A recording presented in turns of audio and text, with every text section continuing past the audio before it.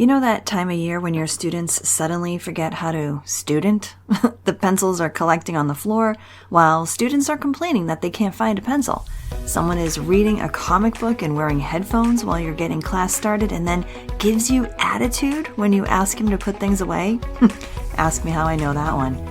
Or your class looks both highly energetic and emotionally done at the same time. And now you're managing behavior more than you're actually teaching because, well, testing season is over. Mid-May, it's weird. Some schools are wrapping up, others still have weeks to go. If you're in my district, you still have an entire month, actually, a little over than a month. Testing season has now drained everybody, the routines are just off, and the energy can be a little chaotic. And what so many students need right now is not more worksheets, more compliance, and more reminders to focus, even if we think they might. Instead, they need engagement.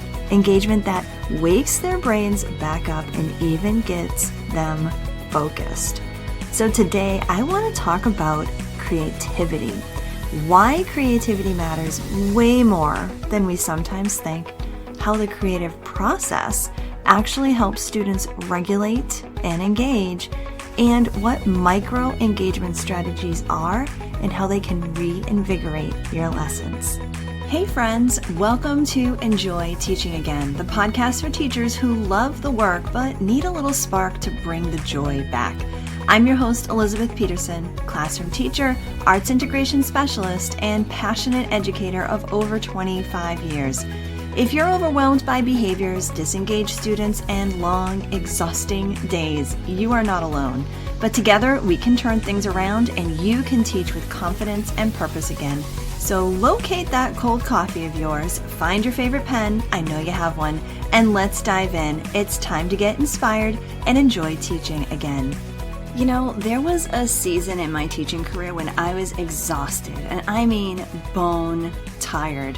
I was repeating myself all day long, managing and correcting behaviors instead of teaching, and just trying to squeeze creativity into a curriculum that not only felt scripted and stiff, but some of it actually was scripted. And I kept thinking, is this just how teaching is nowadays? At that point, I had just about, 20 years in the classroom. And I knew that I did not want to become the teacher who just went into work and survived until June. So I had to make a decision. And I decided to stop waiting for things to just magically change. And I decided to put into practice what I had been teaching so many other teachers in workshops and courses and retreats for so many years and figure out a way to bring some of that creativity and that joy that we would have in those workshops, bring that back to my teaching because I knew that I was going to be the only one who would be able to do that for myself. And that is when I decided to build a reset. And that reset changed everything. Slowly, I started to figure out what were the most important parts that needed to be reset inside my classroom. And every time I started a new reset in my room, my kids were becoming calmer. I was feeling confident again, and teaching felt creative again. I was actually smiling while I was teaching more and more.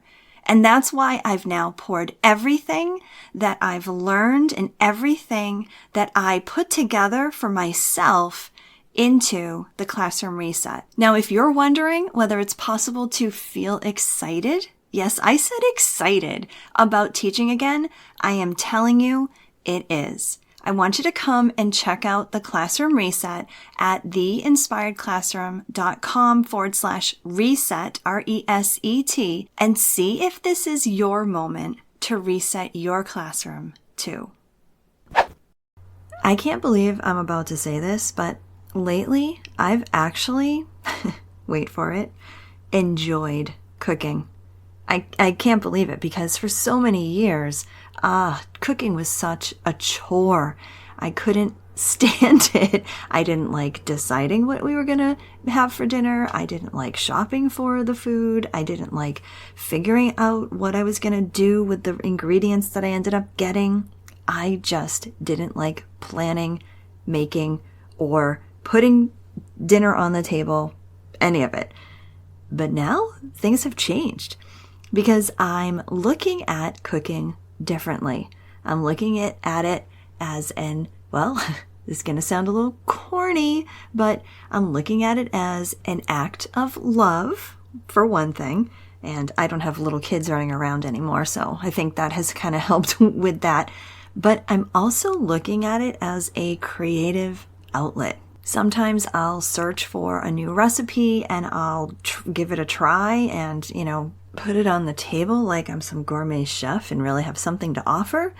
Other times I'll search the refrigerator and the pantry for ingredients and I'll try and figure out what I can do with them and sometimes use the internet to help me come up with some ideas. But inside the cooking process, I'm developing my skills through the creative process.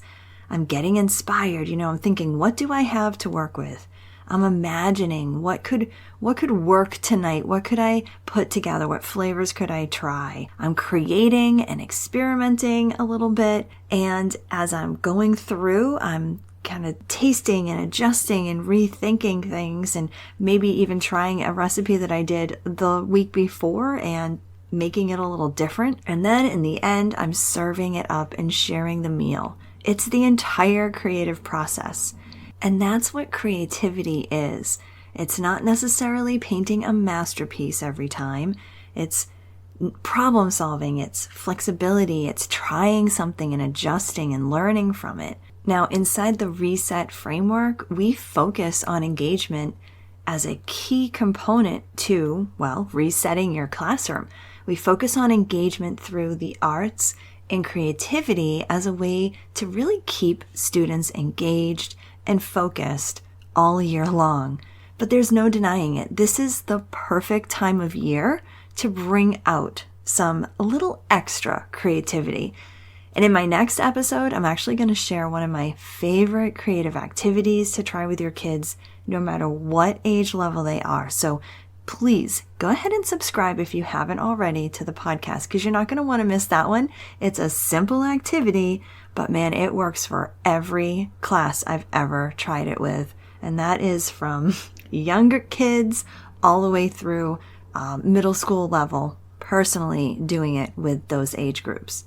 But I want to talk about creativity for a moment because this can be what so many students are actually struggling with right now. Not because they aren't smart or not because, you're not trying new things, but because students are often spending more time consuming information than creatively doing something with it. And we as teachers, as creative as we are and as creative as we want our classrooms to be, we can sometimes get stuck in a rut of making sure we're getting through curriculum and omitting some of those more creative aspects of teaching.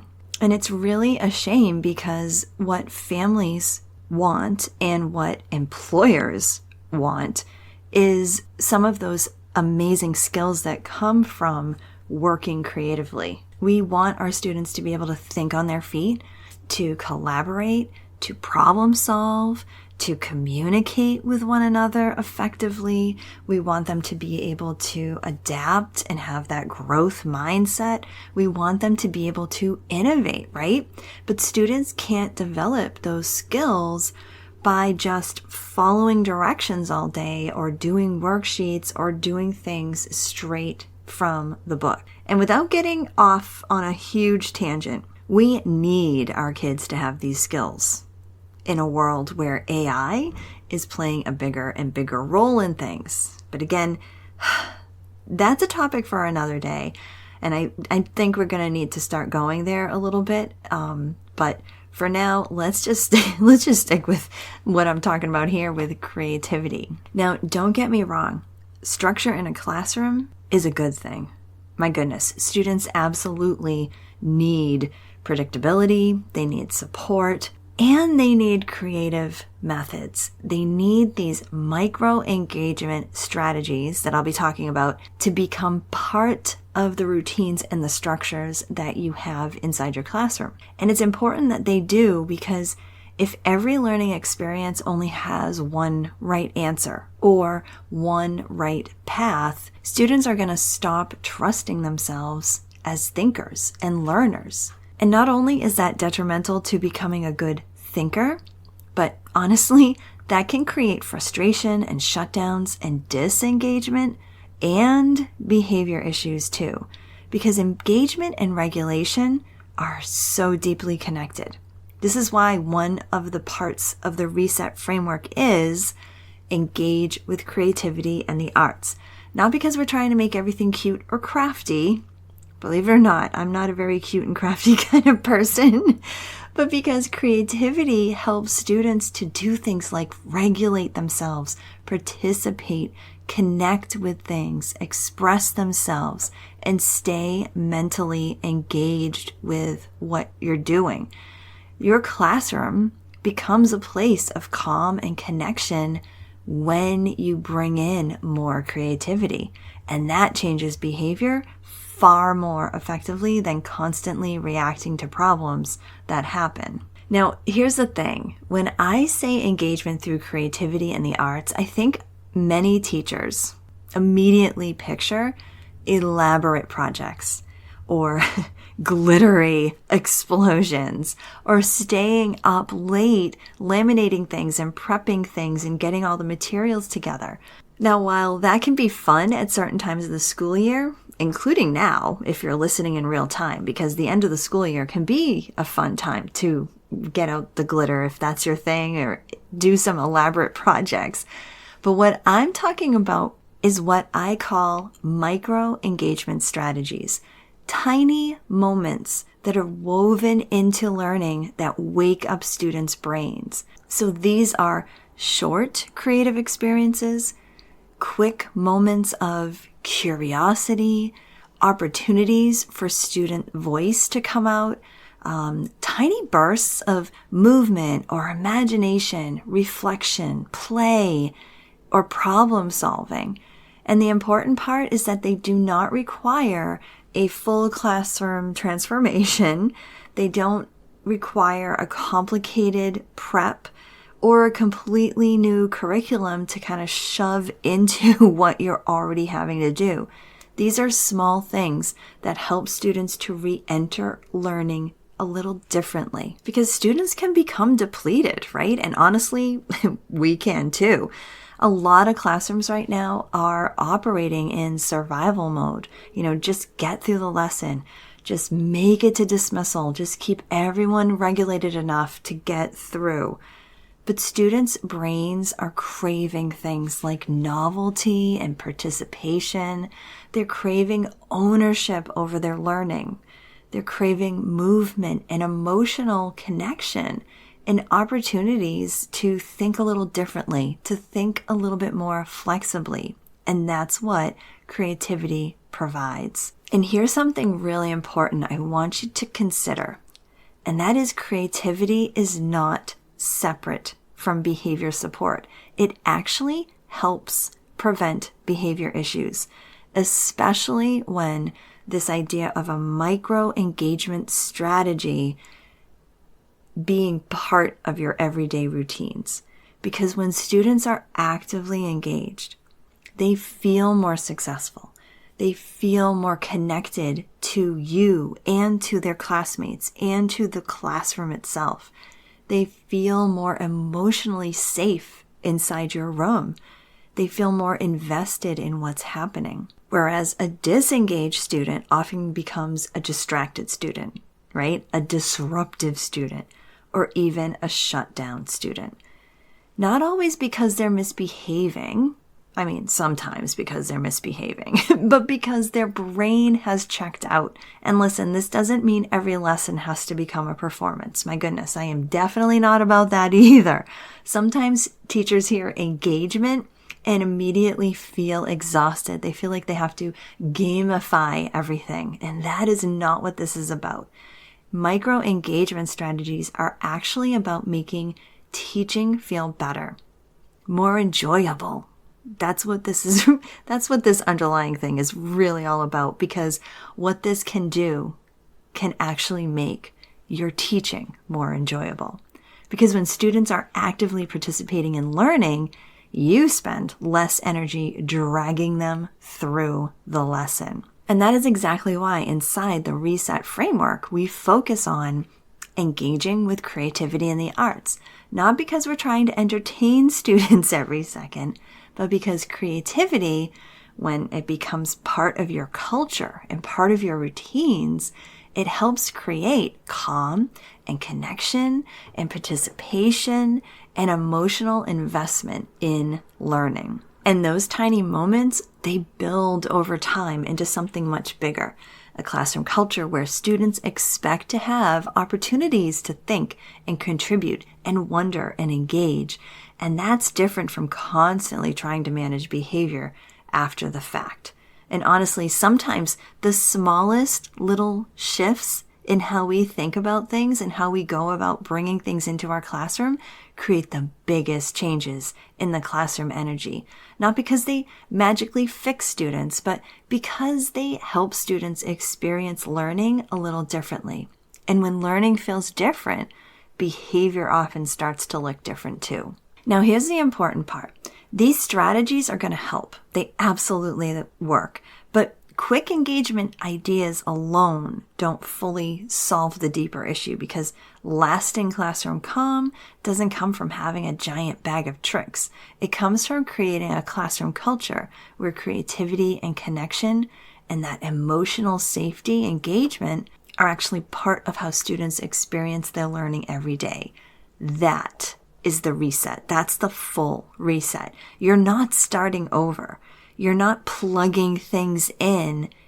Instead, you're resetting things and you're getting back to how you truly want to teach and how you truly want to enjoy yourself while you're teaching. Back to the teacher that you are already underneath all of that overwhelm. And if you want to learn more about how this bigger reset works, including those moments of micro engagement strategies, I invite you to download my free Reset Roadmap, where I take you through the entire Reset framework. It's a free PDF that you can download when you go to theinspiredclassroom.com/roadmap. That's theinspiredclassroom.com/ROADMAP roadmap. I would love to share that with you. I hope this episode inspired you, encouraged you, or gave you a fresh idea to try. And if so, I would love for you to take a screenshot and text it to one of your teaching buddies. I'm so grateful that you landed here with me today, and it would mean the world to me if you would leave me a review over on Apple Podcast. Thanks so much for being here, and I'll catch you on the next episode. This is Elizabeth Peterson reminding you to get inspired so you can be inspiring to your students and enjoy teaching again.